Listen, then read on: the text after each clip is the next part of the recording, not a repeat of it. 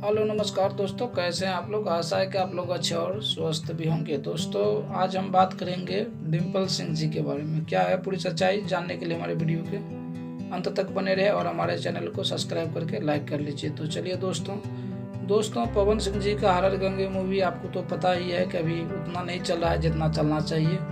और खेसारी जी की संघर्ष 2 मूवी काफ़ी तेज़ी से चल रहे हैं और अच्छी खासी कमाई भी कर रहे हैं। इसी बीच एक खबर आया है दोस्तों कि डिम्पल सिंह जी खेसारी जी पवन सिंह जी का हर हर गंगे मूवी का प्रचार कर रहे हैं और लोगों को बता रहे हैं कि हर हर गंगे मूवी देखना चाहिए।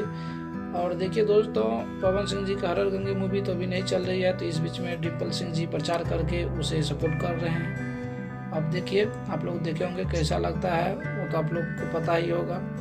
और पवन खेसारी जी का मूवी कैसा है वो तो भी पता होगा। देखने के लिए वीडियो दिल से धन्यवाद। जय हिंद दोस्तों, नमस्कार।